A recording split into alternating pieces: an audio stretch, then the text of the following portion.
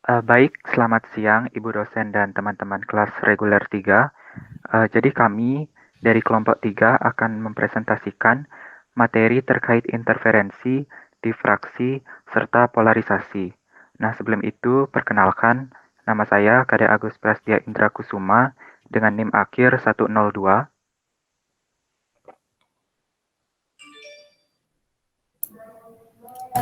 Saya Iputu Gederma Wikananda dengan NIM akhir 101. Saya Komang Bagus Ramana Putra dengan NIM akhir 103. Saya Ketua Kresna Pambito dengan akhir 114. Baik, jadi kami akan memulai presentasi kali ini. Nah, materi yang pertama adalah interferensi. Nah, jadi interferensi adalah terjadinya penguatan atau pelemahan simpangan gelombang karena muncul gelombang yang lain pada tempat yang sama. Nah, simpangan gelombang yang dihasilkan merupakan superposisi gelombang asal dan gelombang lain. Dalam beberapa kondisi, simpangan total yang dihasilkan bergantung pada fase masing-masing gelombang. Nah, jika dua gelombang memiliki fase yang sama di suatu titik, maka akan terjadi penguatan simpangan di titik tersebut. Sebaliknya, jika dua gelombang memiliki fase berlawanan pada suatu titik, maka simpangan gelombang tersebut akan saling melemahkan. Jika dua gelombang memiliki frekuensi panjang gelombang dan amplitudo yang sama, maka dua gelombang yang memiliki fase berlawanan akan menghasilkan simpangan total sama dengan nol.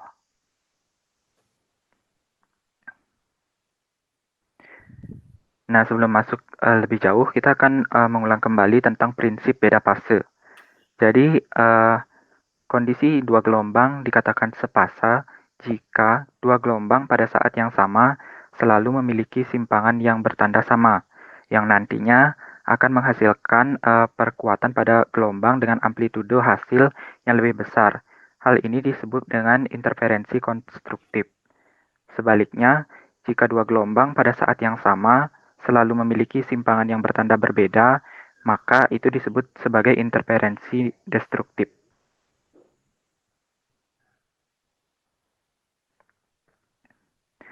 Nah, masuk ke interferensi gelombang air. Jadi bisa diperhatikan di slide. Jadi ini adalah gambar dengan bulatan titik kecil putih itu merupakan pusat dari gelombang di air. Nah, jadi ini adalah hasil dari gelombangnya dengan satu lambda itu dilambangkan dengan garis berwarna merah.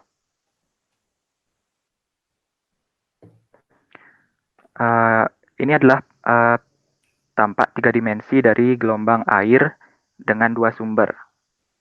Interferensi yang terjadi itu ditunjukkan pada panah hitam itu merupakan interferensi konstruktif, sedangkan pada panah putih itu terjadi interferensi destruktif.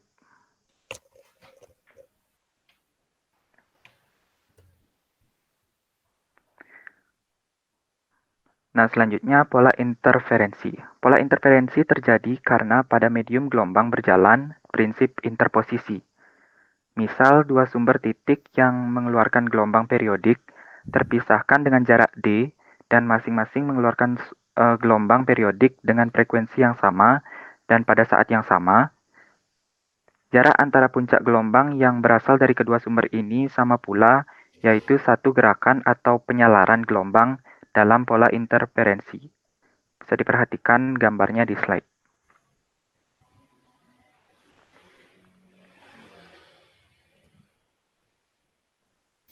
Nah, daerah terang menggambarkan tempat bertemunya puncak dengan puncak, sedangkan daerah gelap menggambarkan tempat bertemunya lembah dengan lembah.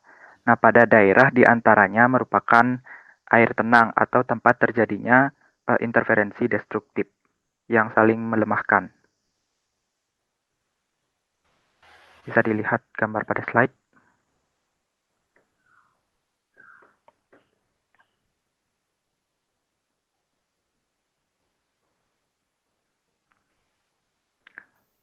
Baik, kita perhatikan gerak dari puncak. Nah, jadi gerak dari puncak ini lengkap di mana puncak masing-masing gelombang bergerak menjauhi sumber. Akibatnya, puncak rangkap atau hasil dari interferensi itu akan bergerak menuju anak panah. Bisa diperhatikan anak panah kecil di antara dua garis putus-putus tersebut. Nah, pada daerah antara dua jalur gelombang puncak rangkap dan gelombang lembah, rangkap permukaan air selalu berada dalam keadaan tenang. Tempat di mana kedua gelombang saling meniadakan tampak sebagai garis-garis, dan garis ini disebut sebagai garis simpul.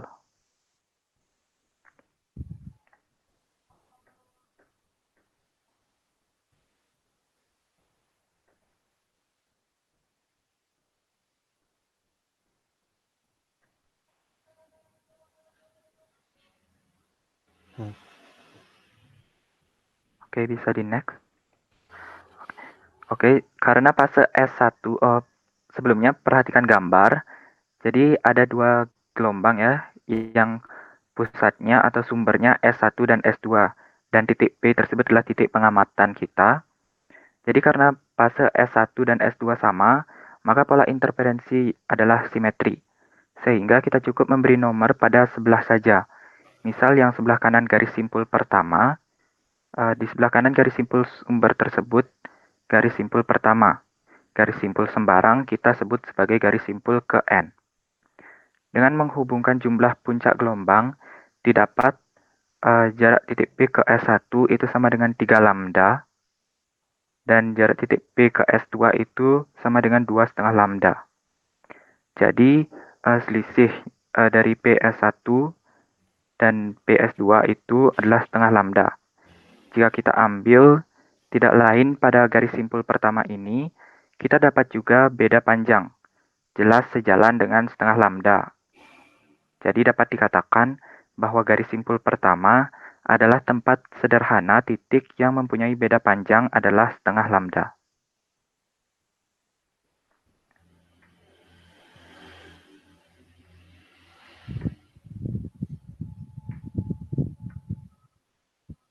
Baik, bisa di next. Nah, masih dengan gambar yang sama, garis yang kedua dinyatakan dengan cara yang sama. Beda panjang jalan untuk gelombang pada garis sampel kedua itu PS1 atau jarak dari titik P ke S1 itu dikurangi dengan jarak titik P ke S2, itu hasilnya adalah 3/2 lambda. Jadi untuk garis simpul ke beda panjang jalan itu dapat dirumuskan sebagai N min setengah kurung tutup dikali lambda. Dari persamaan ini dapat disimpulkan bahwa kita dapat menghubungkan titik-titik potong dengan lingkaran-lingkaran dengan jari-jari R ditambah kurung buka N min setengah kurung tutup dikali lambda.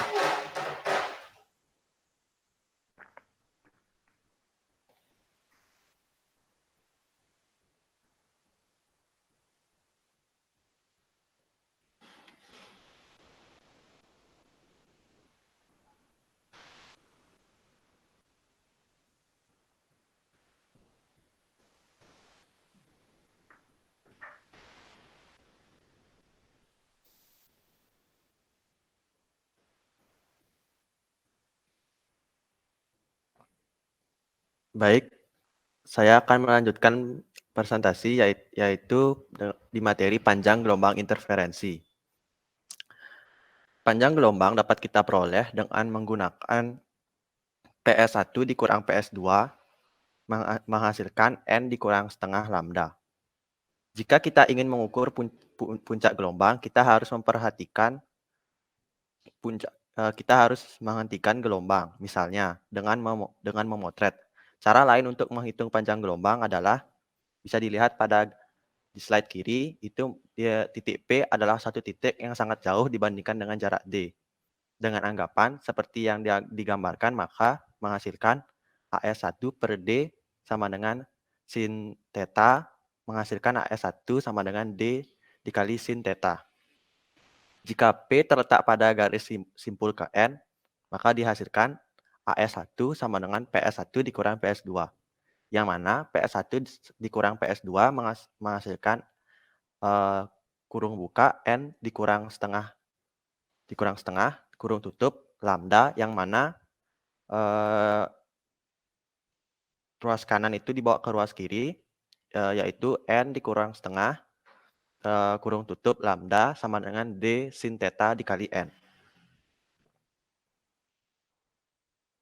Karena garis sin theta N tegak lurus pada D, maka dihasilkan theta N aksen sama dengan theta N, yang mana menghasilkan sin theta N aksen sama dengan xn per L. Dan didapat kurung buka N aksen dikurang setengah, dikurung tutup. Lalu lambda per D sama dengan sin theta, dan menghasilkan sin theta sama dengan sin theta dikali N aksen, di mana hasil tersebut kurung buka N aksen dikurang setengah, dikurung tutup, lambda per D sama dengan xn per L. Sehingga rumus dari panjang gelombang interferensi adalah lambda sama dengan D dikali kurung buka xn per L kurung tutup per kurung buka N dikurang setengah kurung tutup. Di sini saya akan memberikan contoh soal dari panjang gelombang interferensi. Diketahui xn pada gambar tersebut adalah 8 dan L merupakan penjumlahan dari titik koordinat P, yang mana titik koordinat P X-nya adalah 8 dan Y-nya adalah 6. Sedangkan untuk D adalah panjang dari sumbu simetrinya, yaitu mulai dari min 8 sampai 8, sehingga menghasilkan 16. Jadi kita masukkan semua angka tersebut. Oh ya, ada satu yang ketinggalan. N tersebut merupakan garis simpul, yang mana garis simpulnya itu adalah garis simpul kedua.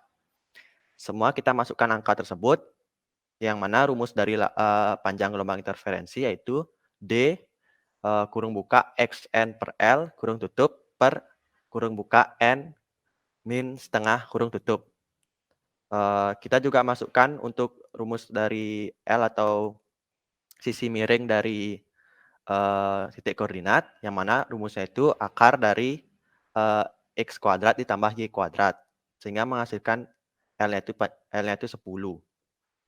Sehingga jika dimasukkan semua angkanya itu 16 dikali kurung buka 8 per 10 kurung tutup per kurung buka 2 dikurang setengah kurung tutup. Sehingga menghasilkan lambdanya tersebut adalah 8,53 sat panjang. Untuk variasi soal yang kedua, itu sama juga, cuman dibeda untuk di angkanya saja. Kita lihat pada gambar di kiri, yang mana titik P, X-nya min 3 dan Y-nya adalah 4. Jadi kita langsung masukkan untuk mencari L-nya. Jadi akar dari min 3 kuadrat ditambah 4 kuadrat, yaitu akar min 3 kuadrat itu adalah 9, ditambah 4 kuadrat itu 16. Jadi ya akar dari 9 tambah 16 kan akar 25. Jadi akar 25 itu 5. Terus kita masukkan angka yang lain. Xn itu adalah X-nya yaitu min 3. Dan L itu panjang yang sudah tadi kita hitung tadi adalah 5. Dan D itu adalah panjang dari sisi kiri atau titik koordinat kiri sampai titik koordinat kanan, yaitu 14. Sedangkan untuk N-nya itu adalah garis simpul ketiga, yaitu jadinya ditulis saja 3. Sehingga kita masukkan semuanya itu 14 kurung buka minus 3 per 5 kurung tutup per kurung buka 3 dikurang setengah kurung tutup sama dengan min 3,36 sat panjang. Jadi panjang gelombang pada gambar di sebelah kiri slide itu adalah min 3,36 sat panjang. Selanjutnya saya akan melanjutkan dengan materi difraksi. Difraksi adalah penyebaran arah rambat gelombang ketika melewati celah yang sempit, yang mana difraksi sebenarnya adalah interferensi juga. Kalau fenomena interferensi dikaitkan dengan superposisi sumber gelombang yang jumlahnya berhingga, pada fenomena difraksi dikaitkan dengan superposisi sumber gelombang yang jumlahnya sangat banyak atau mendekati tak berhingga. Dengan kata lain, difraksi adalah interferensi dengan jumlah sumber tak berhingga.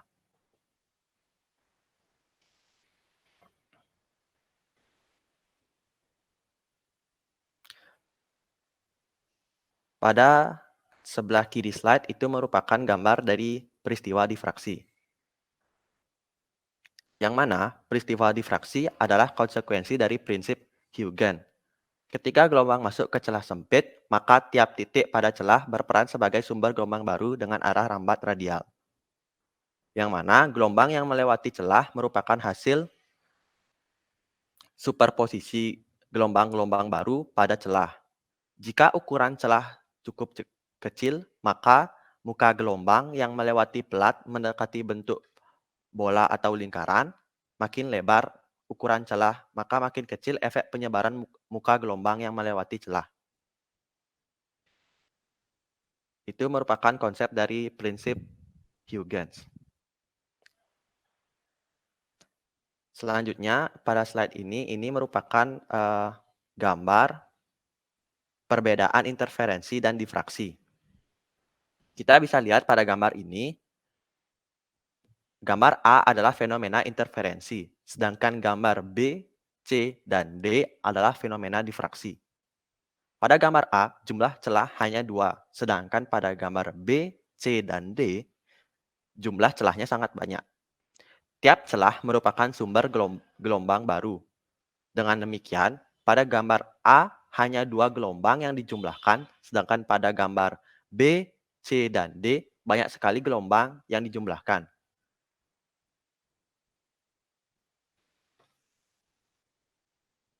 Selanjutnya, materi polarisasi akan dilanjutkan oleh teman saya. Terima kasih.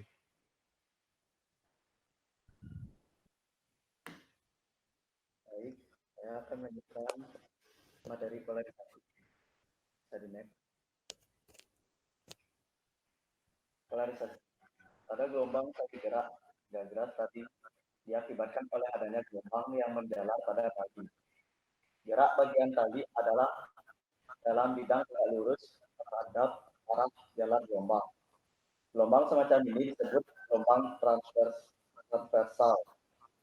Gelombang transversal tertentu mempunyai sifat bahwa gerak medium dalam bidang tegak lurus arah jalan ada pada suatu garis lurus tertentu. Di mana terlihat di gambar. Gerak titik P pada tali terbentuk pada garis AB dalam bidang tegak lurus arah jalan gelombang. Gelombang dikatakan mempunyai polarisasi dalam arah garis AB. Kita dapat membuat gelombang terpolarisasi linear pada tali dengan membuat agar sumber selalu bergetar pada garis lurus. Gelombang tali tak terpolarisasi dapat dibuat terpolarisasi. Jika dalam membuat gelombang pada tali, tangan tidak kita gerakan pada suatu garis lurus, melainkan membuat lingkaran. Maka, suatu bagian tali dalam bidang tegak lurus, arah jalan gelombang, akan bergerak dalam suatu lingkaran. Seri next. Suatu getaran, misalnya sumber, pada arah sebarang dapat kita pandang sebagai superposisi dua getaran dengan frekuensi dan fasa yang sama pada dua arah yang saling tegak lurus. Yang dimana seperti gambar, rumusnya T sama dengan E1T plus E2T, E1T, dan E2T adalah getaran berfasa sama dengan getaran dan tegak lurus satu sama lain.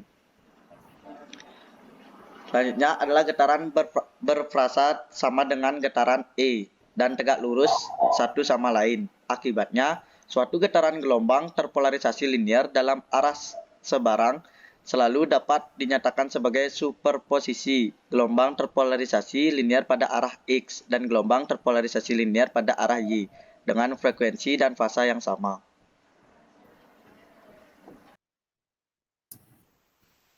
Baik, untuk selanjutnya, saya akan menjelaskan tentang beberapa cara membuat gelombang terpolarisasi. Yang pertama, polarisasi gelombang dengan mengatur gerak sumber gelombang transversal pada tali agar terpolarisasi pada arah tertentu dapat kita buat dengan menggoyangkan tali pada arah tersebut. Yang kedua, polarisasi dengan penyerapan selektif. Misalkan kita mempunyai gelombang pada tali dengan polarisasi pada arah yang membuat sudut 45 derajat dengan sumbu X. Dibuat agar pada tali hanya ada polarisasi pada arah Y saja. Ialah dengan membuang polarisasi pada arah X, yaitu dengan mematikan gerak medium pada arah X dengan membuat agar tali membuang energi pada gerak dengan arah X. Misalnya dengan menggantungkan benda yang tercelup dalam larutan yang kental seperti santan. Next. Untuk ilustrasi lebih lengkap dari polarisasi dengan penyerapan selektif, bisa dilihat di gambar di slide ini. Next. Cara lain untuk membuat gelombang terpolarisasi ialah dengan memasang suatu celah vertikal dan horizontal seperti gambar. Sebelum dilewatkan pada celah sempit yang vertikal, tali bergetar dengan simpangan seperti spiral. Setelah gelombang pada tali melewati celah sempit tersebut, hanya arah getar yang vertikal yang masih tersisa. Adapun arah getar yang horizontal yang diserap oleh celah sempit tersebut. Begitupun sebaliknya, pada celah horizontal sebelum memasuki celah tersebut, tali bergetar dengan simpangan seperti spiral, dan setelah melewati celah tersebut, hanya arah getar yang horizontal yang tersisa dikarenakan arah getar yang vertikal telah diserap oleh celah tersebut. Gelombang yang keluar dari celah tadi disebut gelombang polarisasi, lebih khususnya disebut terpolarisasi linear.